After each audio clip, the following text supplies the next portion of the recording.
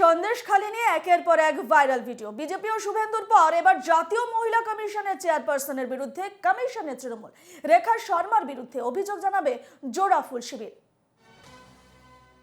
সন্দেশখালী নিয়ে একের পর এক ভিডিও ভাইরাল এবং বিজেপি এবং শুভেন্দুর পর এবার জাতীয় মহিলা কমিশনের চেয়ারপারসনের বিরুদ্ধে কমিশনের তৃণমূল রেখা শর্মার বিরুদ্ধে অভিযোগ জানাবে জোড়াফুল শিবির। সন্দেশখালী নিয়ে যখন একের পর এক ভিডিও ভাইরাল হচ্ছে তখন এবার কমিশনের দ্বারস্থ হতে চলেছে তৃণমূল এবং জাতীয় মহিলা কমিশনের চেয়ারপারসন বিরুদ্ধে কমিশনের তৃণমূল রেখা শর্মার বিরুদ্ধে অভিযোগ জানাবে জোড়াফুল শিবির।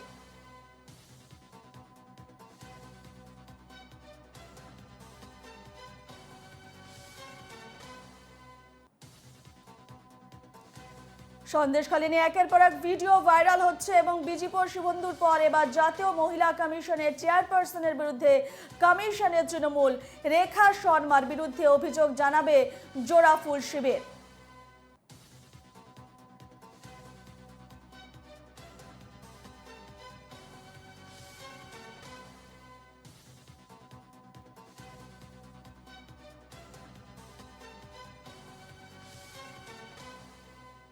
সন্দেশখালী নিয়ে একের পর এক ভিডিও ভাইরাল হচ্ছে এবং বিজেপি এবং শুভেন্দুর পর এবার জাতীয় মহিলা কমিশনের চেয়ারপারসনের বিরুদ্ধে কমিশনে যাচ্ছে তৃণমূল এবং এবার রেখা শর্মার বিরুদ্ধে অভিযোগ জানাবে জোড়াফুল শিবির।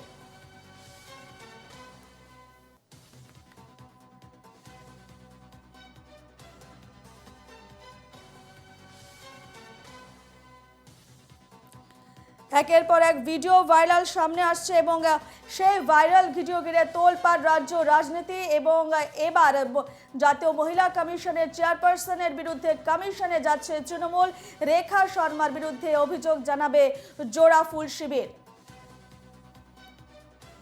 সন্দেশখালী নিয়ে একের পর এক ভিডিও যখন ভাইরাল হচ্ছে তখন তোলপাড় রাজ্য রাজনীতি। বিজেপি ও শুভেন্দুর পর এবার জাতীয় মহিলা কমিশনের চেয়ারপারসনের বিরুদ্ধে কমিশনে যাচ্ছে তৃণমূল, এবার রেখা শর্মার বিরুদ্ধে অভিযোগ জানাবে জোড়াফুল শিবির।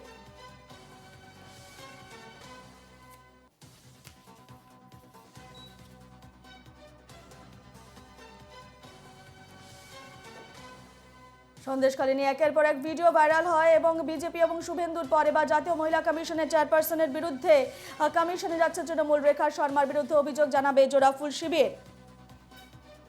সন্দেশখালী তৃতীয় ভাইরাল ভিডিও ঘিরে তোলপাড় সৃষ্টি হয়।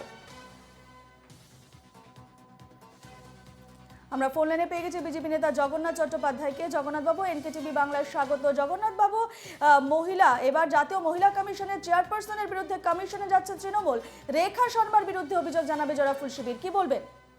হাস্যকর, এছাড়া আর কি বলবো। জাতীয় মহিলা কমিশনের চেয়ারপারসন বা তার প্রতিনিধিরা সন্দেশখালী গ্রামে গ্রামে ঘুরে নির্যাতিতা মহিলাদের যে বয়ান রেকর্ড করেছিলেন এবং গোপন ক্যামেরায় নয়, প্রকাশ্যে আপনাদের সঙ্গে নিয়ে গেছিলেন, তার পরিপ্রেক্ষিতে তাদের প্রতিক্রিয়া এসেছিল। কমিশনে কেন, ইন্টারন্যাশনাল ল অফ জাস্টিস বা সেখানে ওনারা যেতে পারেন। এসব হাস্যকর বিষয়। আসলে বাংলার মহিলারা, বাংলার মায়েরা যে তৃণমূলের থেকে মুখ ফিরিয়ে নিয়েছে তা তৃণমূল কংগ্রেস বুঝতে পেরেছে। প্রথম 3 দফার ভোটে পর্যুদস্ত হয়েছে তৃণমূল কংগ্রেস। তার ফলে বাংলার মাদের, মেয়েদের বোঝা যাচ্ছে যে 500 টাকা দিয়ে তাদের ইজ্জত সম্ভ্রম যে কেনা আর যাবে না, তাদের ইজ্জত সম্ভ্রম নষ্ট করে 500 টাকা দিয়ে তাদের যে আর ভোট পাওয়া যাবে না তা তারা বুঝতে পারছেন এবং সেই কারণে পুরো পরিস্থিতিটা ঘুলিয়ে দেওয়ার জন্য সব করছেন। কিন্তু যে মহিলা দিয়ে প্রেস কনফারেন্স করার কথা বললেন তিনি তো একজন বহিরাগত মহিলা। বাংলার মায়েদের সেন্টিমেন্ট কি বুঝবেন?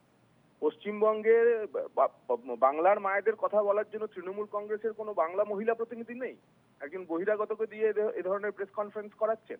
এই কথাগুলো আমরা কখনো বলিনি, এই কথাগুলি কখনো আমরা বলি না, তার কারণ এটা বিজেপির সংস্কৃতি নেই। আসলে তৃণমূল কংগ্রেস এই কথা বলে, তাই আমি এই কথা বললাম। কিন্তু যিনি প্রেস কনফারেন্স করেছেন তিনি বাংলার বধূ, তিনি আমাদের অত্যন্ত আপনজন। কিন্তু আমি বলি এই কারণেই যে এই ভাষা তৃণমূল কংগ্রেস বোঝে, সেজন্য রেখা শর্মাকে এখন অব্দি ওরা বলেনি যে বহিরাগত। জাতীয় মহিলা কমিশনের চেয়ারম্যান তিনিও বহিরাগত কথা কেন বলেনি? কেন বলেনি এই প্রশ্ন আমি করছি, আপনি জিজ্ঞাসা করুন। যে যিনি প্রেস কনফারেন্স করে তার তো বলা উচিত ছিল। জাতীয় মহিলা কমিশনের অধ্যক্ষা চেয়ারপারসন তাঁর প্রতিনিধি দল প্রকাশ্যে সাংবাদিকদের নিয়ে নির্যাতিতাদের বয়ান রেকর্ড করে তার ভিত্তিতে প্রতিক্রিয়া দিয়েছিলেন। তাই এ নিয়ে তৃণমূল কংগ্রেস যা করছে তা অত্যন্ত হাস্যকর এবং এই বাংলার মায়েরা এর জবাব আগামী 4টি পর্বের ভোটে দেবে। বেশ, ধন্যবাদ জগন্নাথ বাবু আমাদের সঙ্গে কথা বলার জন্য। ফোন লাইনে ছিলেন বিজেপি নেতা জগন্নাথ চট্টোপাধ্যায়। যেমনটা আমরা জানাচ্ছিলাম যে একের পর এক ভিডিও ভাইরাল হচ্ছে এবং সেই ভিডিও ঘিরে তোলপাড় রাজনীতি। এর আগে যে তৃতীয় ভিডিও ভাইরাল হয়েছে সেখানে দেখা যাচ্ছে রেখা পাত্রকে তারা সেই ভিডিওতে প্রশ্ন তুলছেন যে রাষ্ট্রপতির সঙ্গে দেখা করতে যাওয়া মহিলাদের পরিচয় নিয়ে তারা প্রশ্ন করেন সেই ভিডিওতে।